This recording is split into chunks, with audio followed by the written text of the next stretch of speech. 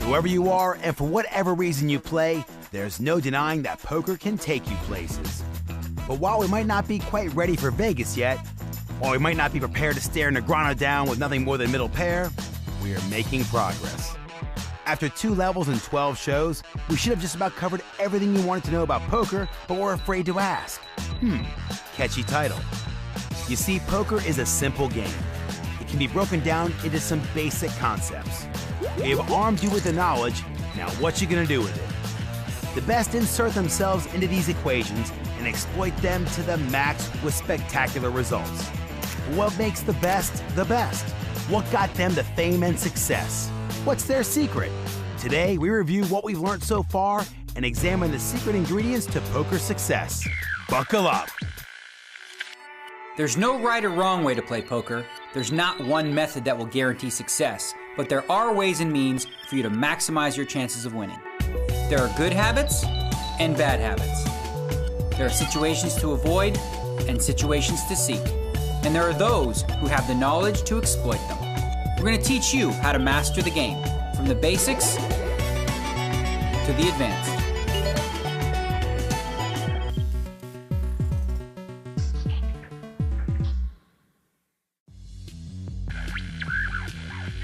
Hello and welcome to show 13. Unluckily for you guys, our last in the series. Over the previous 12 shows we've covered the basics: position, bluffing, bet sizing, playing draws, gathering information, and today we review it all. Poker's an elementary game really, and in this show we'll look back at some of the core lessons from the last 12 shows and examine why, if the game is so simple, are some players so bloomin' successful? What is their secret formula? In this series, we've reviewed poker played in Barcelona, Baden, Seoul, San Remo, Sydney, Monte Carlo, just to mention a few. But today, we look at classic hands from Vegas, London, and the Bahamas. We delve into the vault and pull out some bad beats. You won't know whether to laugh or cry. I laughed, if I'm being honest. And we perform an experiment to see just how differently a hand can play out, dependent on the players involved. But first, a tutorial, of course, and a quick review of position for you. Here's Christian. Position, position, position. When you're first learning about poker, it seems that's all people talk about. Well, as we covered back in level 1, there's a reason for that. The basic principle to remember is, the later you are to act in any given round of betting, the better your position is. So, if you are last to act, you have position on all of your opponents. This is why being on the button is such an advantage. Once the flop has been dealt, the player on the button is always the last person to make their decision, meaning they get the advantage of seeing every other player act before acting themselves. This is most commonly demonstrated when the other players in the hand check, as is the case here. You see them check. Their passive play tells you they probably don't have much. Position gives you license to bet and take down the pot. If you're one of the first players to act, you have no information to base your decisions on. This makes it very difficult to play mediocre hands like Ace-Jack, King-Queen, and middling pairs. There is more to the game than position, but it's the central principle of everything you do in poker. If you choose to call with Jack-10 in the small blind, be fully aware that you will be in the worst possible position for the rest of the hand. And if you are in position, use it to your advantage. Watch your opponent's actions carefully and act accordingly. See, it's an easy game, just some simple concepts that need to be applied and exploited. But it's when you insert the X factor, the player, that things get really interesting. Check out this example of advanced positional play. Take it away, Mr. Stevenson. It's off to the PokerStars Caribbean adventure leg of the European Poker Tour in Season 5, where American Kevin Saul has found himself holding a pair of sevens. A tricky hand to play, but crucially, he is on the button. Saul raises to 95,000. Uber-aggressive German player Benny Spindler is in the small blind holding Queen-8 of clubs. He decides to make a re-raise to 310,000. After the big blind folds, the action is back with Saul, who weighs up his options. His pair is likely to be the best hand, so a re-raise is not out of the question, but with the power of acting last in each round of betting, he chooses to just call.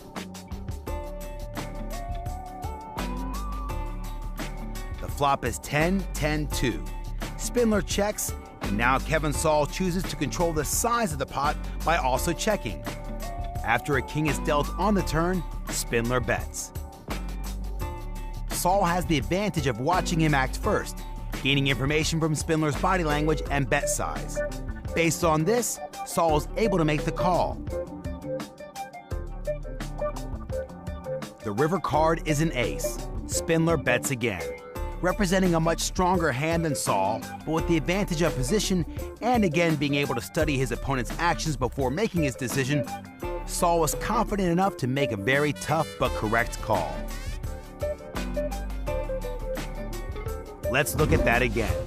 When the flop was dealt and both players checked, Saul will have been confident he had the best hand, as the 10 was the only card higher than a 7, and it was unlikely that Spindler was holding one. After the king was dealt on the turn, Spindler made a bet, and the decision for Saul became a lot harder. Now, with another card higher than a 7 on the board, it is less likely that Saul still had the best hand.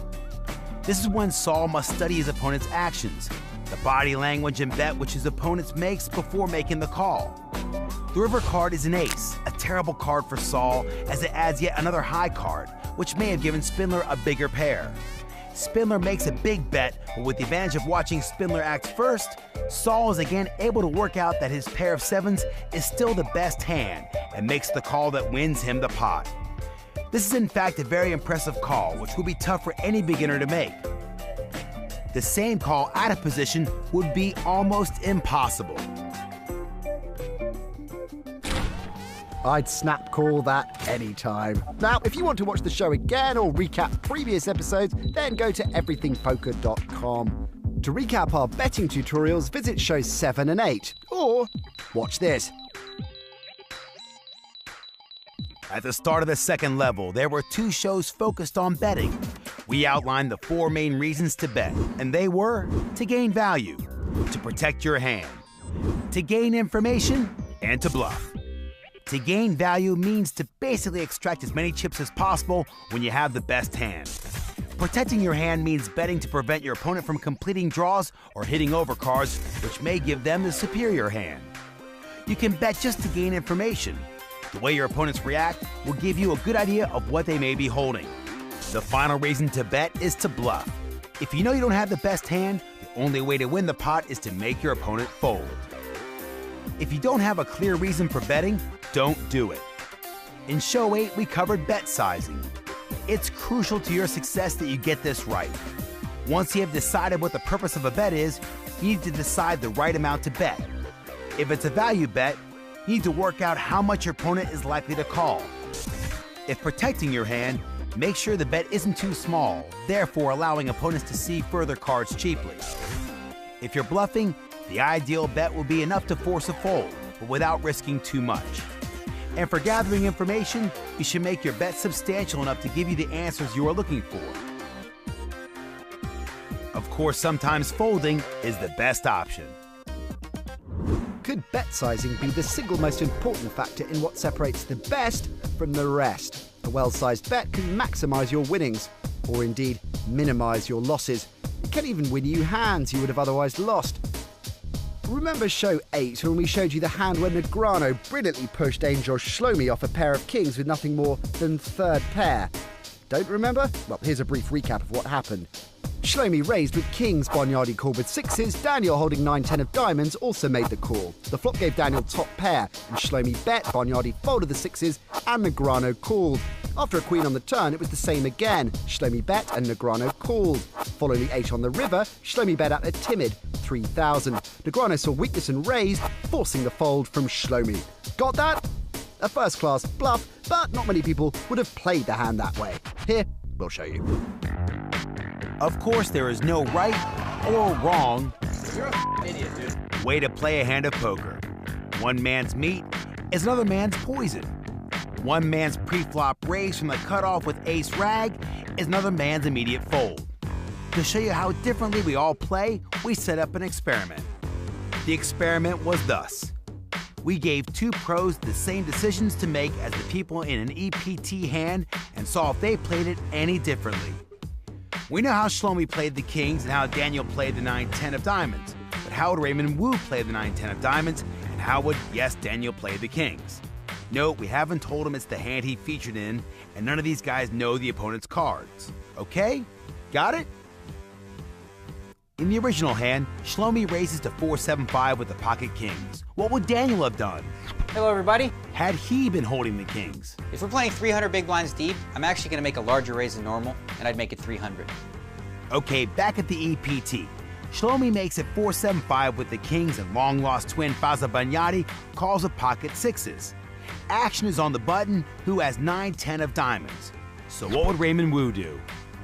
Since an early stage, we want to see a lot of hands pre-flop to try to flop big. So 10 of diamonds and 9 of diamonds would be a perfect hand to do so. So calling here would be my best option. The flop is low and Shlomi bets 1,400. What would Daniel have done looking at that flop with pocket kings? Well, that's a very good flop for kings, so with about 1,500 in the pot, I'd probably bet around 950.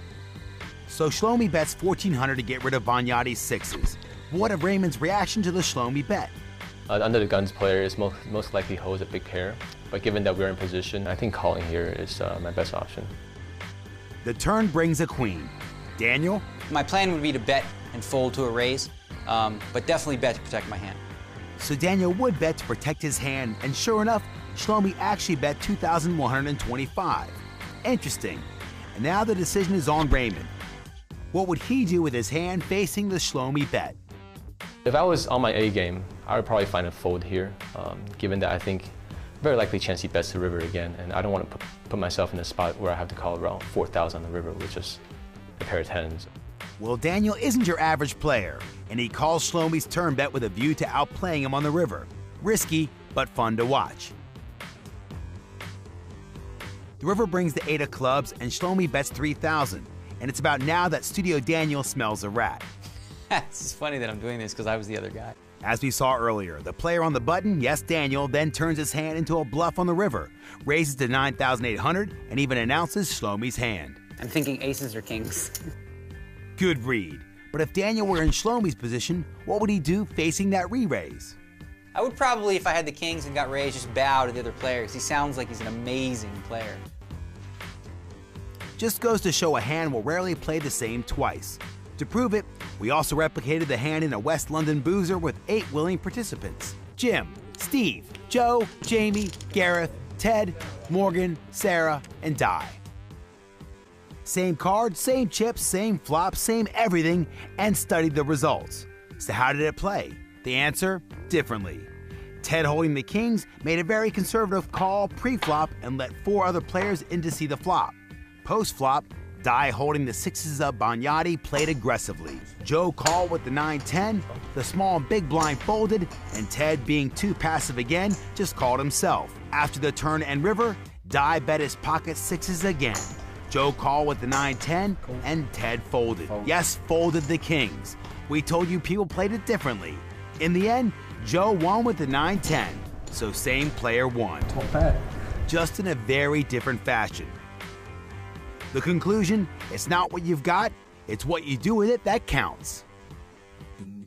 Time for a break now, but first a question. It's simple. What happened next in this hand from the UK and Ireland poker tour? German player Martin Muslow is all in with a pair of aces.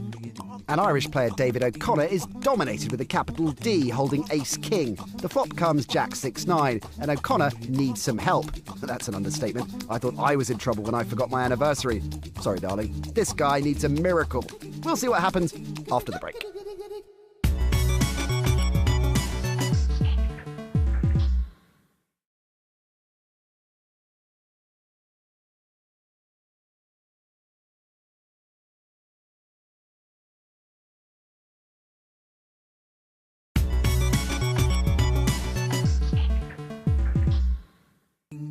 Welcome back to the show where before the break we left you asking what happened next. David O'Connor is all in with ace-king against Martin Muslow, who's holding aces. The flop is jack 6-9. So how did this one pan out? Well, like this, of course. One king, and then another king. It's a king! He hits runner-runner, as it's known. A two-outer, as it's also known. statistically, after the flop, there was a 2% chance of that happening. Yes, people, bad beats do happen to all of us. It's not just you. It's a horrible part of the game, but also quite entertaining if you're a neutral. Admit it, you love them. Here's a couple of the best for you as we open the vault. First, we're off to Barcelona for a hand from EPT Season 6. The one remaining Spaniard, Santiago Terrazas, has been whipping up the home crowd into a frenzy. Then after being dealt ace-2 offsuit, he decides to move all in. Matt Lapasi looked down at the Cowboys and made the call, leaving the Spaniard desperate for an ace. Little did he know, 2 of the aces had already been folded. It is not looking good for the local boy. He's got one immediate out. It's going to have to be that case ace. It's a 1-outer. The percentages don't take into account the fact that 2 aces have been folded. There is only 1 card in the deck, and he hits it! Unbelievable. Miracles do happen in live poker. A 1-outer? It just doesn't get any crazier than that. Lapasi didn't realize just how unlucky he was. Until now, it's on telly. Our thoughts are with you, Matt. A quick hop over the Atlantic Ocean to the NAPT Venetian Bounty Shootout in Las Vegas, where the 2008 World Series main event winner Peter Eastgate has had his all-in call by American player Isaac Haxton. Eastgate needs his king-queen to hold up to stay in the tournament. Here's the flop. It is 7-6-10. Wow! Haxton flops a 10 high straight. Oh well, a killer flop for Eastgate. Haxton flops the nuts straight, and the World Series champ is already halfway out the door. Turn card. Haxton fully in control. It is an ace. And that sends a shiver through Haxton. The turn card brings hope in the form of a gut shot. But surely not. River card is the jack. Wow! Eastgate was this close to elimination and catches perfect for Broadway. Apparently, following this disgusting beat, Haxton went nuts. He was spotted pushing over a paper cup. Funny. Now, you'll be able to handle bad beats as long as you're playing within your means. Yes, whoever you are and whatever stakes you play, there's one crucial discipline that everyone needs: bankroll management. Every player has losing sessions. For that reason, you should never risk all of your poker money or bankroll at once. It's imperative that you have some money left over, and how much depends on your poker goals, the games you play, and your financial situation outside of poker. There are 3 types of players that you will commonly find at the poker table. The recreational player. The skill level of recreational players varies a lot, and they play mainly for fun. Like all poker players, they want to win money, but they have other sources of income. They generally play low stakes and can replenish any hits in their bankroll with money from other sources. The serious player. These players are good, profitable players. They have at least one other source of income, but it's important for them to keep their bankroll. This is either because they're semi-professionals and depend on poker winnings to keep their standard of living, or they see poker as a serious hobby. Losing their entire bankroll wouldn't be disastrous, but it would hurt. The professional player. Professional players rely mostly or exclusively on poker as a source of income. If they lose their bankroll, they lose their job. They need to be extremely careful and have a lot of money on the side. So now that we've classified the 3 groups of players, we need to identify their bankroll guidelines. If you're a recreational player, you should never buy in for more than 10% of your bankroll. For example, if you have a bankroll of $200, don't put more than $20 on one game. You might lose a decent portion of your bankroll after a couple of games, but you do have 10 chances to turn your luck around if things aren't going well. As a serious player, you should differentiate between different kinds of games. In a cash game, you're pretty safe if you have at least 20 buy-ins. So if your bankroll is $1,000, you should only put $50 on one table. In sit-and-go tournaments, the risk of losing your stack is much higher, so you should have at least 30 buy-ins. Multi-table tournaments are extremely risky. The more participants there are, the less likely it is that you'll make money. Therefore, you'll need even more money behind to be safe. If you're a solid winning player and comply with these rules, the risk of going broke is pretty low. The professional player's bankroll conditions are tough. He needs to keep 50 buy-ins for cash games. So if his bankroll is $100,000, the maximum he should sit down with is $2,000. For sit and goes, he should keep 100 buy-ins and 200 buy-ins for multi-table tournaments. And no matter what, he should always keep 6 months' worth of living expenses saved up on top of his poker bankroll. Professionals don't have a day job. Poker is their day job. So they need to plan ahead for the future. Sticking to these rules is playing it smart. So look after your pennies to increase your bankroll, and one day you might mix it with the best. But what happens when two poker Goliaths go head to head? The next hand taken from the big game shows just that, and is a lesson in positional play, bet sizing and gathering information. Watch and learn, people.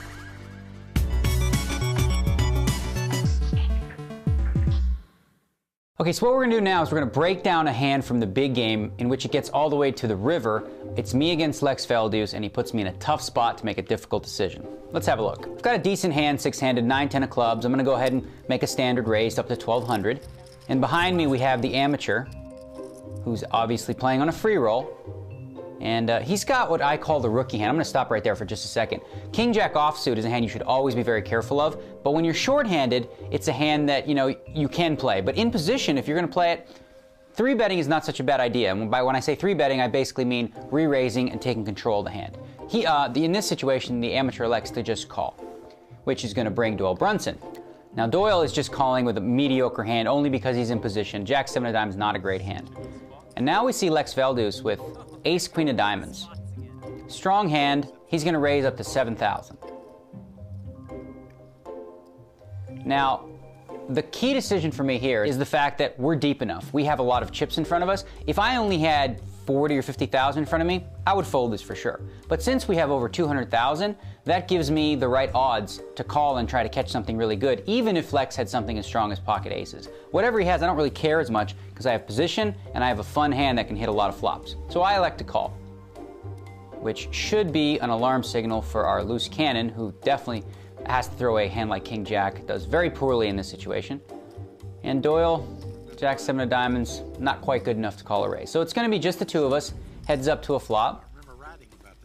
Me having position. A little over 17,000 in the pot.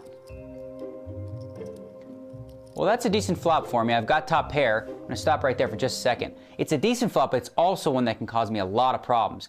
If Lex does have aces, kings, queens, or jacks, I'm in really big trouble. The only way I could beat him is to catch another 10. The 9 won't help me anymore because there's 2 4s out there. So even if I were to make 10s and 9s, I'm going to lose to Lex's aces and 4s or kings and 4s. I expect Lex to bet here almost every time. He's a very aggressive player and he bets 11,500. So I don't really know yet what that means. I mean, he could have ace king, ace queen, or he could have a big pair. Totally unsure. Safest play here is just to call, and that's what I'm going to do. See what develops on the turn. The turn. Well, now that's an interesting card for me. I'm going to stop it right there for just a second. See, now I've picked up a flush draw. I've got my pair of 10s and clubs. So even if Lex does have an overpair, I can still call here profitably to try and catch that club. So let's see if Lex bets. Well, Lex has decided to check. So now I think in this spot I'm gonna elect to play more cautiously, check behind, figuring he doesn't have that many outs when I'm ahead, and if he's ahead of me, I'm just getting myself a free card. Well, the river helps me just a little bit. I've got 10s and 9s now, but all that changes is the fact that now if Lex had a hand like ace 10, I could beat that. But realistically, if he's got the aces, kings, queens, or jacks, I'm still dead. There's 40,000 in the pot. Lex is taking his time. I'm all in. And he moves all in for 85,000. Now, Lex is a very good friend of mine. So sometimes when you play poker with someone you know very well, it becomes a, you know that I know that you know that I know that you like to make that move. And I know that in these spots, you know, we've talked about it, Lex likes to do that with the nuts. So I definitely think he could have aces or kings, but I'm thinking maybe he's what we call leveling me. You know, just going to that next level. So I think about it for quite a while here. At this point, you know, one of the other aspects of poker is you try to get a physical read off your opponent. You know, when all else fails, all you've got is you look at the guy and you think, well, does he have it or not? You wouldn't do that with ace 10, would you? And this situation really comes down to that. Is he bluffing or not? I like Lex, too. I can give him money. Trying to see if I can get any sort of a read off Lex, you know, whether he smiles, whether he nods, whether he wants to engage in banter. But ultimately, I make the call here, and Lex shows me the ace high, and I pick up a pot, and Lex does not look happy about it, as you can see.